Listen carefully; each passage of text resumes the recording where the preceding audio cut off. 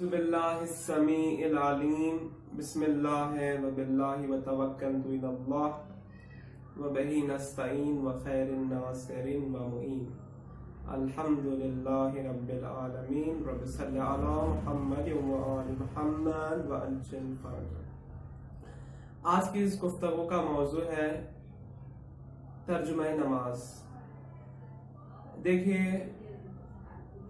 بعض لوگ بہت شکایتیں کرتے ہیں کہ نماز میں ہمارا ذہن بھٹکتا ہے، ہم نماز پر توجہ نہیں دے پاتے، یہ کرتے ہیں۔ اس کے لیے ایک ہی سلیوشن ہے، وہ ہے نماز کا ترجمہ جان لینا۔ اگر ہم نماز کا ترجمہ جان لیں گے تو جب ہم تلاوت نماز میں قرات پڑھیں گے، سورہ پڑھیں گے یا کوئی بھی ذکر پڑھیں گے تو اس ذکر کے ساتھ ہمارے ذہن میں اگر اس کا ترجمہ آتے رہے گا تو ہمارا ذہن نہیں بھٹکے گا۔ تو آج کے اس مختصر گفتگو میں آپ کو مختصر جو ہے ترجمہ نماز کا بتانے جا رہا ہوں۔ سب سے پہلے آپ نیت کریں گے۔ نیت تو کوئی عربی میں نہیں ہے بلکہ ہماری زبان میں ہے کہ نیت کریں گے، چاہے کوئی سی نماز کے لیے ہو۔ مثلا میں بتا دوں، نماز پڑھتا ہوں میں ظہر کی 4 رکعت واجب قربتاً اللہ، بہت آسان، سب لوگ جانتے ہیں۔ نیت کے بعد جو ہے تکبیرۃ الاحرام، جسے تکبیر بھی کہتے ہیں۔ تکبیر میں ہم اللہ اکبر پڑھتے ہیں۔ دیکھیے عربی میں ہے، اب یہاں سے ہمارا عربی شروع ہوتا ہے، ذکر خدا، تلاوت قرآن، تلاوت سورہ عربی شروع ہوتا ہے۔ کیونکہ عربی ہماری زبان نہیں ہے تو ہم ترجمہ نہیں جانتے، لیکن حتیٰ کہ ہمیں یہاں پر نماز کا جو ہم ذکر کرتے ہیں، 3-4 سورے ہیں، 3-4 ذکر ہیں، قنوت کے چند دعائیں ہیں، ان کا بھی اگر ہم ترجمہ یاد نہیں رکھ سکتے تو کچھ فائدہ نہیں ہے۔ تو کوشش کریں کہ جو نماز میں ذکر و دعاؤں، آیات، تلاوت قرآن جو بھی عربی زبان میں ہے اس کا ترجمہ یاد رکھیں، تاکہ جب بھی آپ نماز کے لیے آمادہ ہو، نماز کے لیے کھڑے، تو آپ کا ذہن نہیں بھٹکے، بلکہ ذہن جب بھی آپ ذکر کریں گے، تلاوت قرآن کریں گے تو اس کا ترجمہ آپ کے ذہن میں آتے رہے گا، تو آپ کا ذہن نہیں بھٹکے گا۔ تکبیرۃ الاحرام میں اللہ اکبر، دونوں ہاتھوں کو بلند، خدا کو ہم سرنڈر کر کے کہتے ہیں اللہ اکبر، یعنی کیا؟ اللہ سب سے بڑا ہے۔ تو اللہ سب سے بڑا ہے، دنیا میں ایسی کوئی چیز نہیں ہے، ایسا کوئی شخص نہیں جو خدا سے بڑا ہے۔ خدا ہر ایک شے سے بڑا ہے، ہر ایک جن و انس سے خدا بڑا ہے۔ اللہ اکبر یعنی خدا، اللہ سب سے بڑا ہے۔ تکبیر کے بعد اعوذ باللہ من الشیطان الرجیم، ہم شیطان کی پناہ مانگ رہے ہیں، شیطان کو اپنے آپ سے دور کر رہے ہیں۔ اس کا ظاہری ترجمہ یہ ہے کہ اللہ کی پناہ مانگتا ہوں میں شیطان مردود سے، جو شیطان مردود ہے اس سے میں اللہ کی پناہ مانگتا ہوں، میں اس سے دور، اپنے آپ سے دور کرنا چاہتا ہوں۔ تو اس کے بعد بسم اللہ الرحمن الرحیم یعنی کیا؟ تو ہمیں چاہیے کہ ہر ایک کام سے پہلے بسم اللہ پڑھنا چاہیے۔ اس کا ظاہری ترجمہ یہ ہے کہ میں شروع کرتا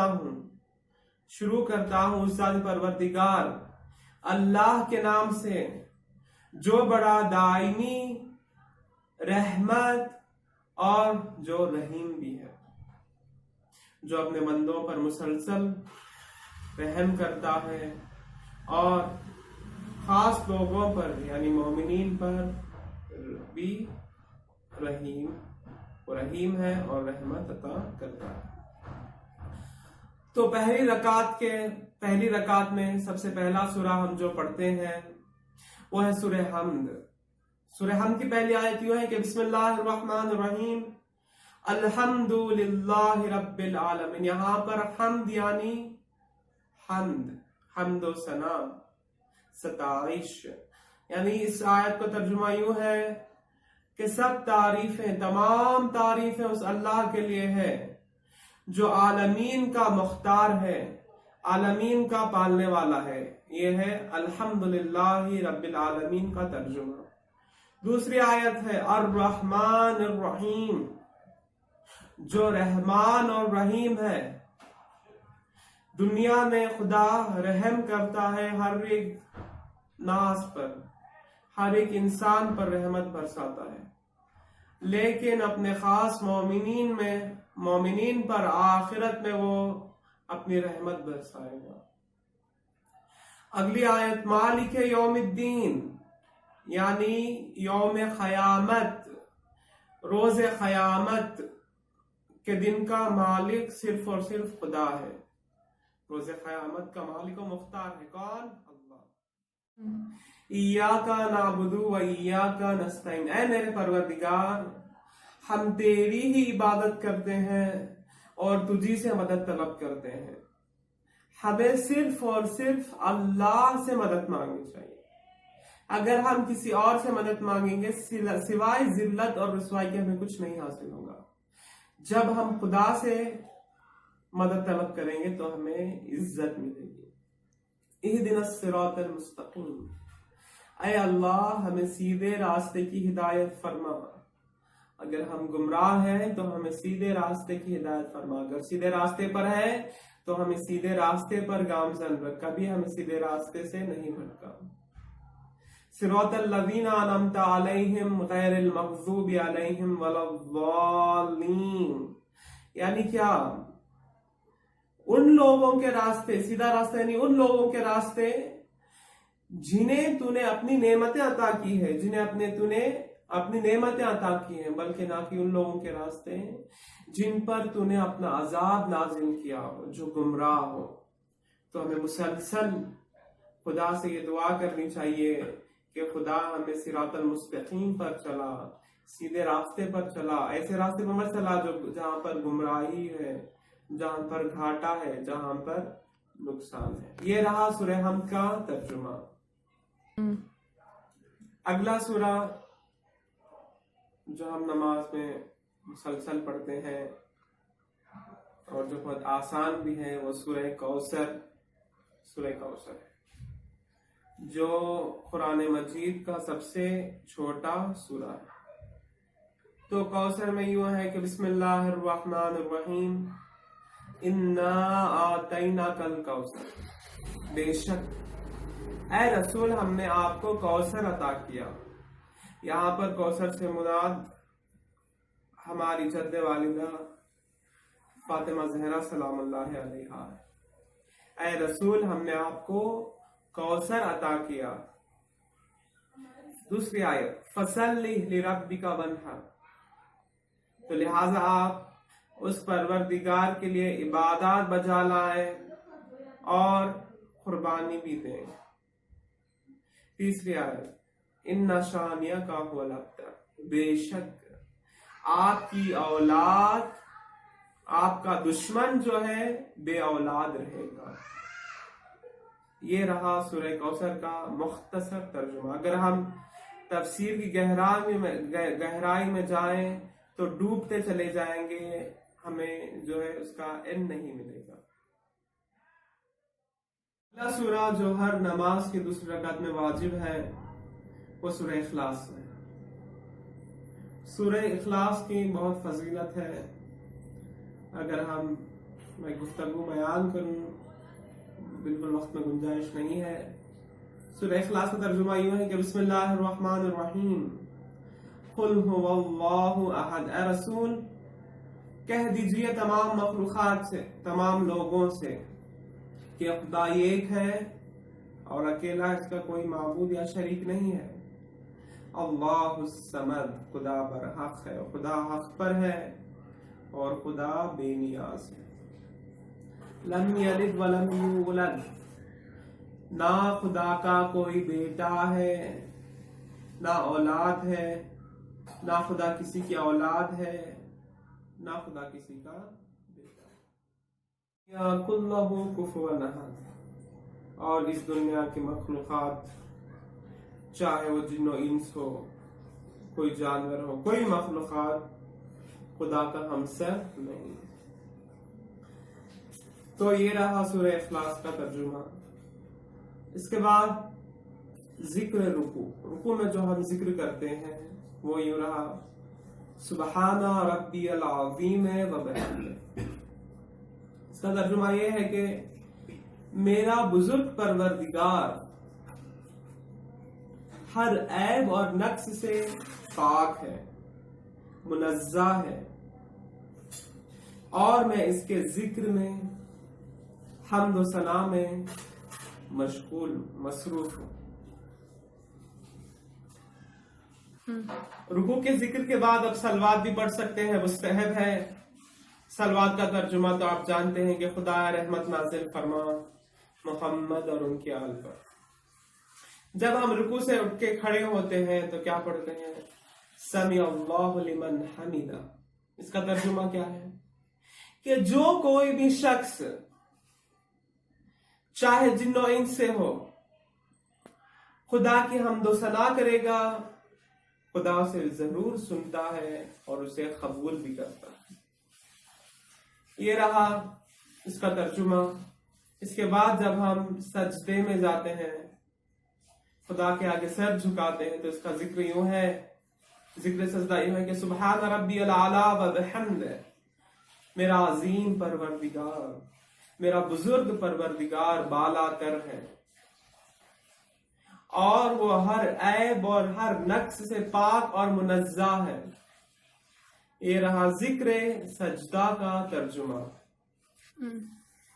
سجدے سے، خدا کے اس سجدے سے جب ہم جلد اٹھ جاتے ہیں تو ہم خدا سے مغفرت طلب کرتے ہیں۔ کیسے؟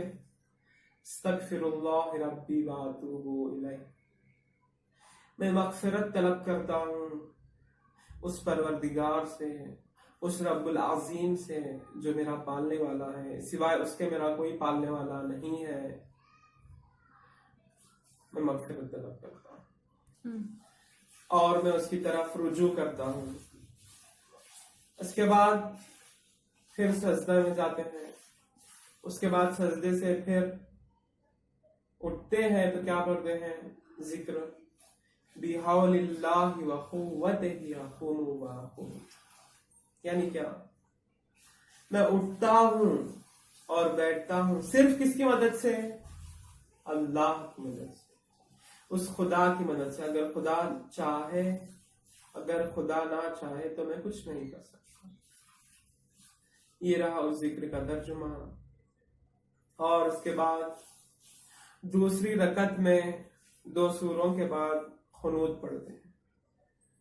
تو قنوت میں ہمیں چاہیے کہ قنوت کے ابتدا اور انتہا میں صلوات پڑھیں۔ کیوں؟ صلوات یہ قبول شدہ دعا ہے۔ صلوات جو ہم پڑھتے ہیں وہ ایک دعا ہے، خدایا رحمت نازل فرما محمد اور اللہ، یہ قبول شدہ دعا ہے، قبول ہو گئی ہوئی دعا ہے۔ جب ہم شروع اور آخر میں صلوات پڑھیں گے تو بیچ میں جو بھی دعا پڑھیں گے تو بالکل قبول ہوگی۔ کہ بہت آسان دعا جو قنوت میں پڑھی جاتی ہے وہ ہے بسم اللہ الرحمن الرحیم، ربنا آتنا فی الدنیا حسنہ وفی الآخرۃ حسنہ وقنا عذاب النار۔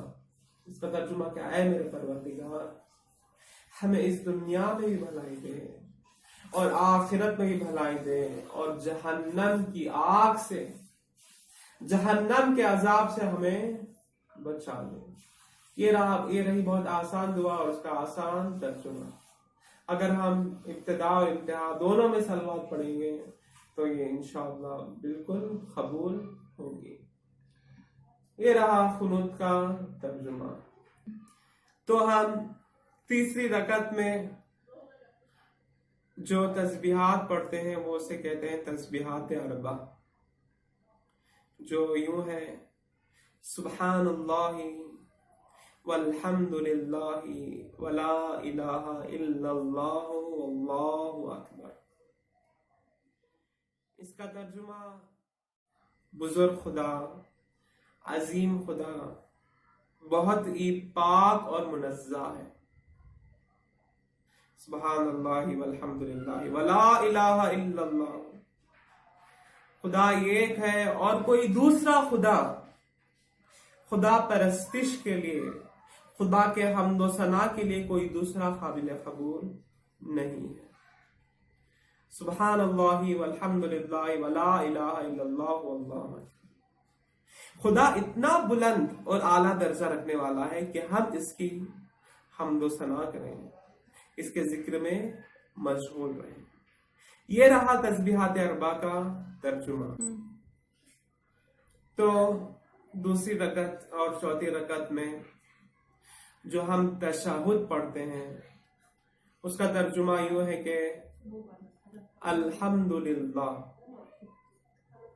अशहदु अल्ला इलाहा इल्लल्लाहु वहदहु ला शरीक लह व अशहदु अन्ना मुहम्मदन अब्दुहु व रसूलुहु अल्लाहुम्मा सल्लि अला मुहम्मद व आलि मुहम्मद। इसका तर्जुमा क्या है? सबसे पहले अल्हम्दुलिल्लाह, सब तारीफें उस अल्लाह के लिए। अशहदु अल्ला इलाहा इल्लल्लाह, मैं गवाही देता हूँ कि खुदा एक और अकेला है, उसका कोई शरीक नहीं है। अशहदु अल्ला इलाहा इल्लल्लाहु वहदहु ला शरीक लह व अशहदु अन्ना मुहम्मदन अब्दुहु व रसूलुहु। मैं ये भी गवाही देता हूँ कि हजरत मोहम्मद सल्लल्लाहु अलैहि वसल्लम, अल्लाहुम्मा सल्लि अला मुहम्मद व आलि मुहम्मद, अल्लाह के खास बंदे हैं और अल्लाह के रसूल हैं।